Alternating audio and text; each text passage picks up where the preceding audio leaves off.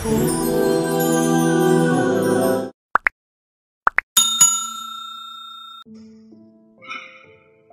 این حدیث ما می توانیم باز یک دلیل دیگر برای شما خبر دهیم که پوشیدن لباس زیبا، پوشیدن پایافسالهای زیبا در اسلام هیچ مانعی ندارد، بلکه جایز است و زیباست و خوب است. حتی رسول اکرم میگوید احسنوا لباسکم و اصلحوا رحالکم حتی تکونوا کأنکم شامة فی الناس. شما امتی من وقت پولدار باشید پولها را جاگه نکنید، گفتم پیغمبر، ذخیرش نکنید، بلکه چیکار کنید؟ احسنوا لباسکم، بهترین لباس در بر کنید، بخرین لباس بهترین بخرین. حضرت سعدی میگوید کسی جمع کرد و گوشه بنهاد. یک آدم بیچاره هم بخیلی هست که با همون لباسهای چرکین دور میگردد لیکن پولها را جاگه میکند. حضرت سعدی چی میگوید؟ کسی جمع کرد و گوشه بنهاد، خودش مرد و زنش با دیگری داد. خودش مرد بیچاره. برای همین پیغمبر احسنوا لباسکم، بهترین لباس بپوش، و اصلحوا رحالکم ای بیوتکم، شما بهترین ماشینه ها را سوار شوین، خانه هاتون در بهترین صورت اندازین، زیرا که شما نشانه در بین مردم باشین. اگر شما این نکردین همچنان میشود که نعمت خدا را حقیر شماریدین، به قدر نعمت خدا نرسیدین.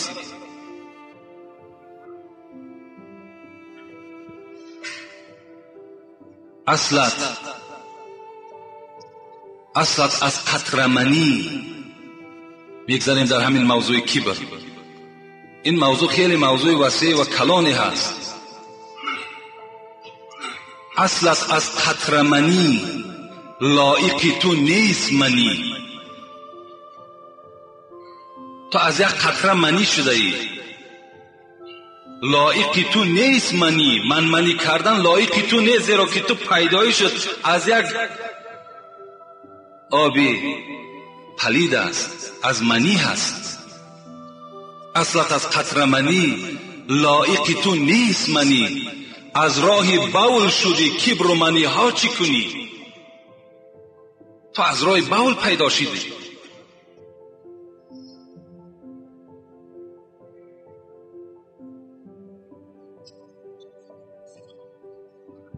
تو همان جیفه‌ای، شاعر میگوید، نظر که میگه تو همون جیفه‌ای، جیفه گفته همون نجاست، همون پلید، همون منی هستی. تو همان جیفه‌ای، این حسن و جمالی تو از اوست، باش خاطره او میل به بالا چی کنی؟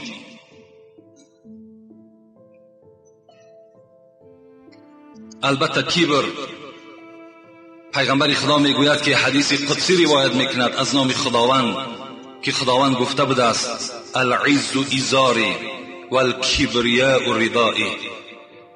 عزت از من است، خداوند میگوید کبر از من است. فمن ینازعنی فی واحد منهما عذبته، اگر کسی در یکی از اینها چنگ میزند، یعنی به مقصد عزت که تمام مردم را عزت کند، یا کبر میکند، گردن بلندی میکند، خداوند گفته بود است عذبته، عذابت میکنم. تو لایق تکبری نداری، تو یک بنده عاجز هستی.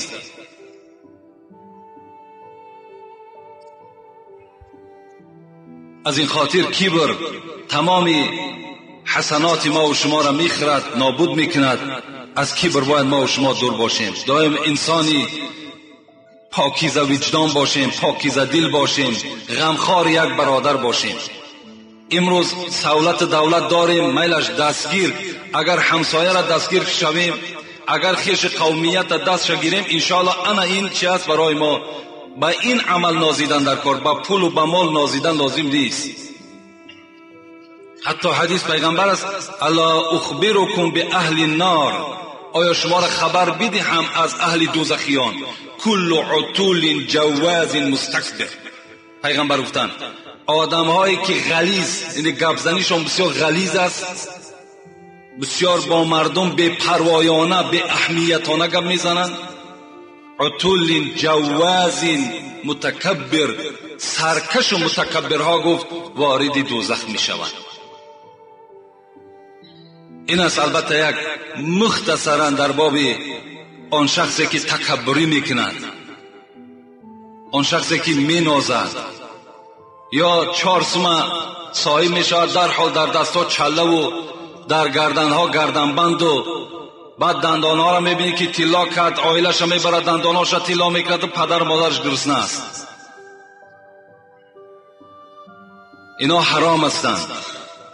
برای تمام مرد دندان طلا، گردنبند طلا، چله طلا، ساعت طلا کلش حرام است، اجازت نیست. فقط میتواند کدام جوانی که چله را دوست میدارد، چله نقرگی نگینش از عقیق باشد، باز بهترین میشود، مرحمت در دستان اندازید. لیکن چله طلا باشد حرام است، جایز نیست. داشته باشین در خانه بگذارین، در یک روزی سختیتون استفاده میکنین، لیکن در دستان گرداندن در اجازت نیست.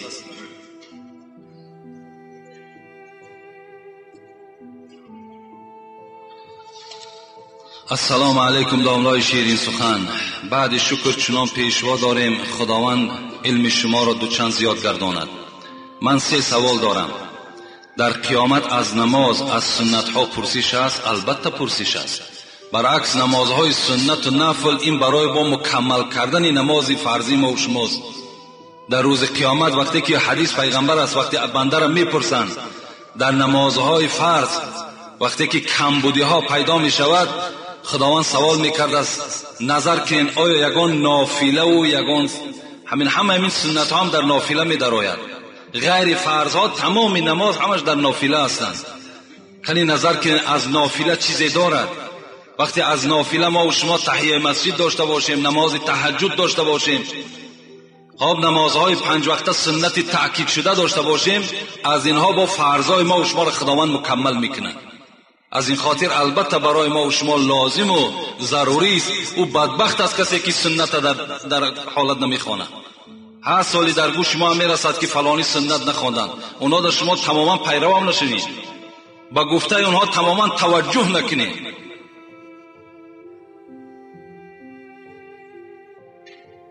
در حالت جنابت ریش، موی سر یا ناخن گرفتن ممکن است یا نه؟ البته ممکن است. حالت جنابت معنای را ندارد که تو در حالت جنابتی و رفته در سر دسترخوان همراه فرزندات نشینی یا شرایط شستن هست و بی پروایی کرده باشی. نه، وقتی مثال حمام که در آمدی، پیش از آنی که آبازی نیت داشته باشی غسل کردن، می توانی اول سر می تراشی، ریش می تراشی، چی عملی را که انجام میدی انجام ده، بعدا آبازی تا که کردی درست است، یگان زلال زیان ندارد.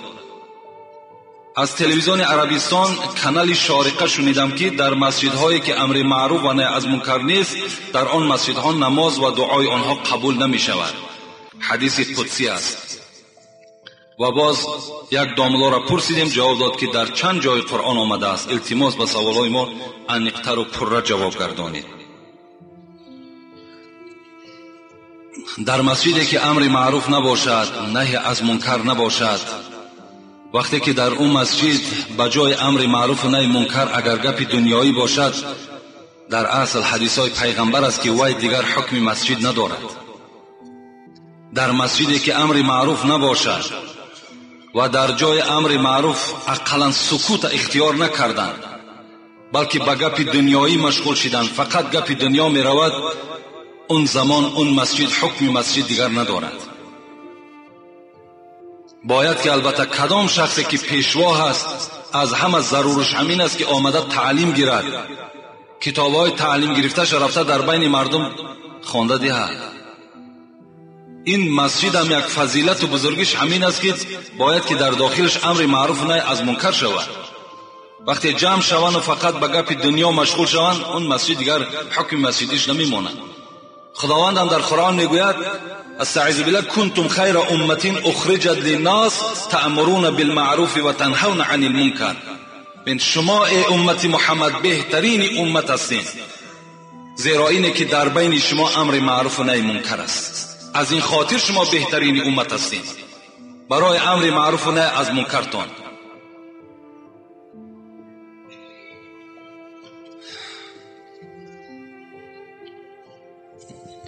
السلام علیکم حضرت داملا، خدا شما را نگاه دارد. خدا شما را از همه تهمت ها و آفت ها و بیماری ها و حسد خوران نگه دارد. یک سوال دارم، با پای افضال نماز جنازه خواندن درست است یا نه؟ با پای افضال نماز جنازه را خواندن درست یا نه؟ یک فتوا است به نام بحر الرقایق. در همین فتوای بحر الرقایق برای با پای افضال نماز جنازه خواندن 2 شرط است میگن. یکم شرطش همین است که جایی که شما میایستین همونجا پاکیزه باشد و دویم شرطش همین است که پای افضال شما تازه باشد. این صورت میتوانید نگید که با پای افضال نماز جنازه را خوانید. پای افضالتان تازه باشد و جای نمازتان تازه باشد. این صورت میتوانید که شما پای افضال از پاتون کشیده نماز جنازه را خوانید. باز در همین فتوای بحر الرقایق میگوید که اگر بخواهید که بالای پای افضال نماز خوانید، این صورت پاکیزگی پای افضال ضرور است که پای افضالتان پاکیزه باشد، تازه باشد. اگر پای افضال پاکیزه نباشد و بالای او پا را گذاشتین خواندین، این حالت در نماز شما نماز نمیشود میگد، زیرا همون پای افضال شما حکم جای نماز دارد. این را فتوای همون بحر الرقایق میگوید. در نمازهای جنازه یک عمل دیگر از ما و شما صادر می شود. هر تکبیر ده بالا طرف آسمان نگاه میکنیم. این عمل برای ما و شما درست نیست. وقتی تکبیر گفته می شود نگاه میکنی، همه مردم به سوی آسمان نگاه میکنند. این خودش مکروه است. این خودش غیر عمل سنتی است.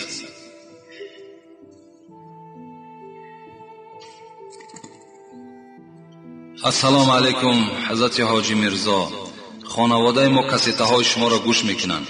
زن با لباس بی نماز طهارت کند، آمده لباس با نماز را پوشیده نماز خواند، طهارتش مکروه است.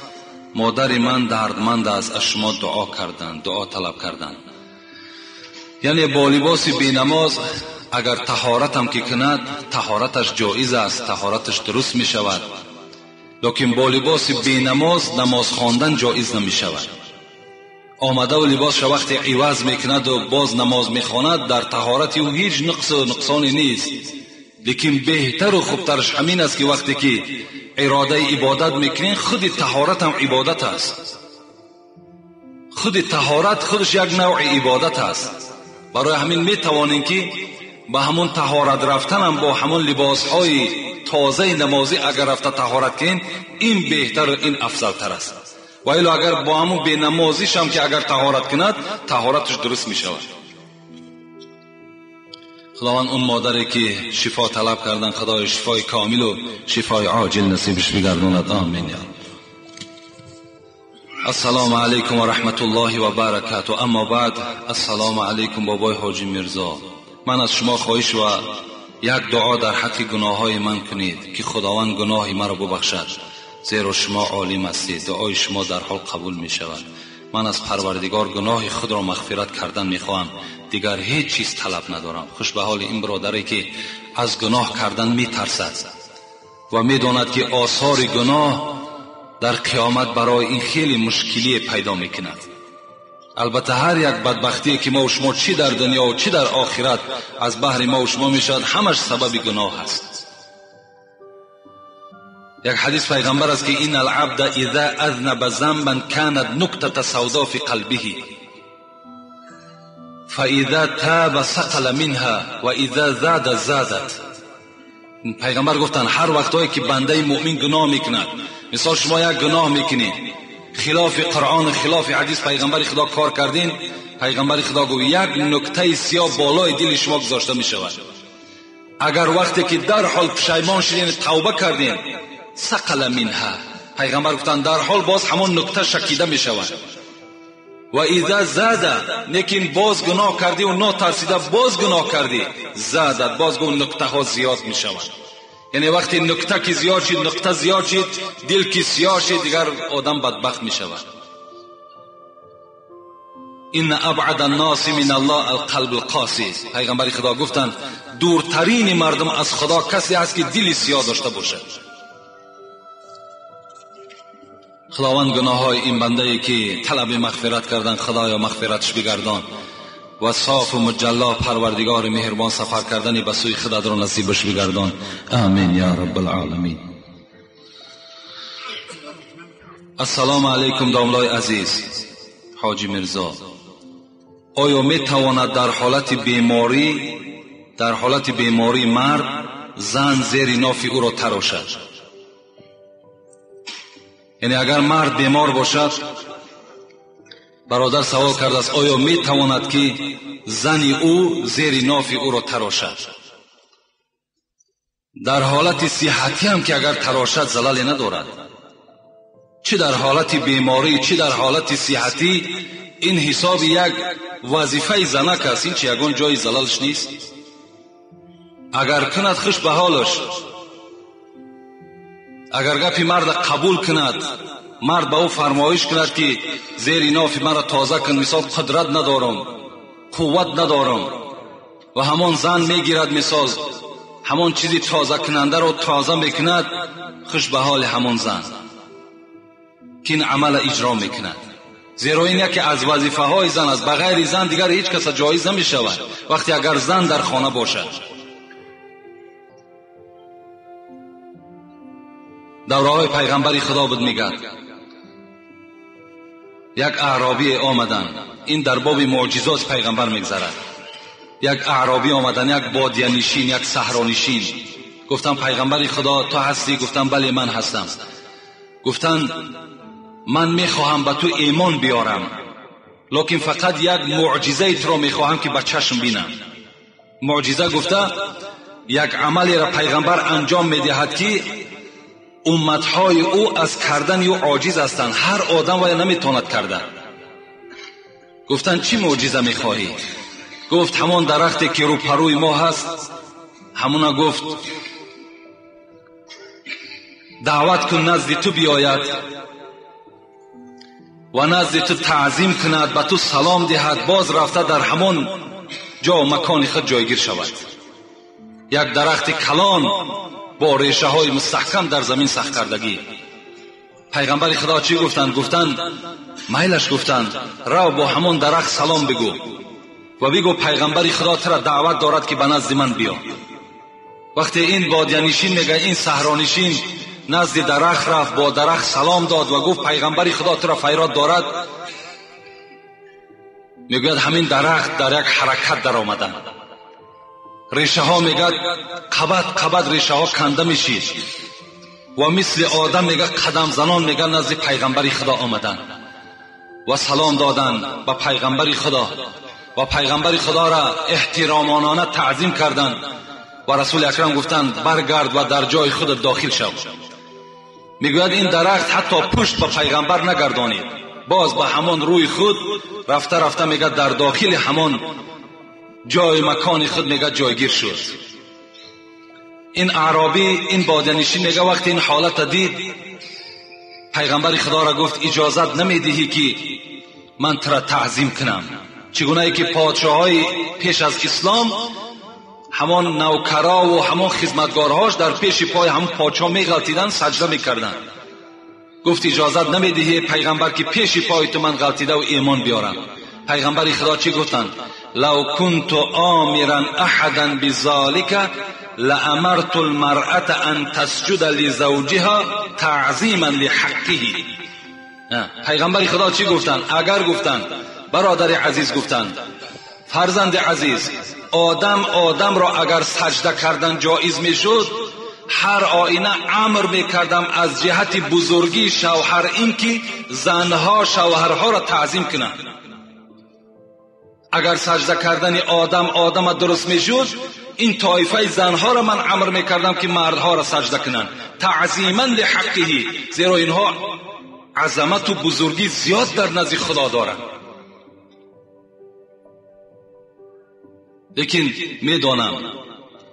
میدانم که یک دردی خیلی دردی که قرار ندارند، برای که زنهای ما و شما از قرآن و حدیث دور شدند. اگر زنهای ما و شما مثل شما موعظه میشنیدند، در گوش اونها صدای قرآن و صدای احادیث های پیغمبر خدا صدا میداد، هر آینه امروز مردها در نزد زنها به قدر نمیشیدند. همه این سببش همین است و دعوای اینم قرآن و حدیث است که یگانه میتواند که زنهای ما و شما را اصلاح کند، میتواند که زنهای ما و شما را تربیه کند و ما و شما در زینه بلندترین قرار گیریم.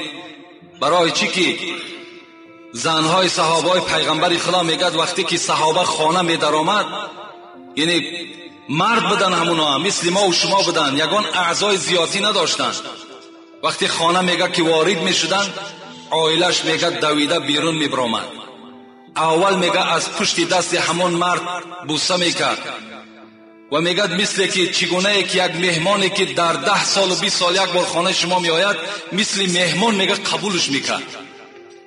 برده میگه در خانه میشینان، در یک ظرف میگه آبی گرم میآورد. اون وقتا آبی گرم کردن کاری آسان نبود. این هیزم‌های فراوان و این گاز و این آبای فراوان اون زمان نبود. با این قدر مشقت میگه آب گرم میکرد، میآورد پایهای مرد در داخل آب میگذاشت. بهر چی؟ زیرا که تو امروز کار کردی، پایهای تو مانده شده است و این آب گرم درد پای را دور میکند. این احترام بین. اونا این خیلی احترام کردن که وارد جنت شدن. ایما امرأة ماتت و زوجها عنها راض دخلت الجنه، رواه ترمذی. پیغمبر خدا چی گفتن؟ کدام زنی که از دنیا مرد، گذشت از دنیا رفت، شوهرش از او راضی باشد، دخلت الجنه، وای وارد جنت است. خوش به حال همون زنی که خدمت شوهر میکند، خوش به حال همون زنی که دعای شوهر میگیرد و البته وارد جنت میشود.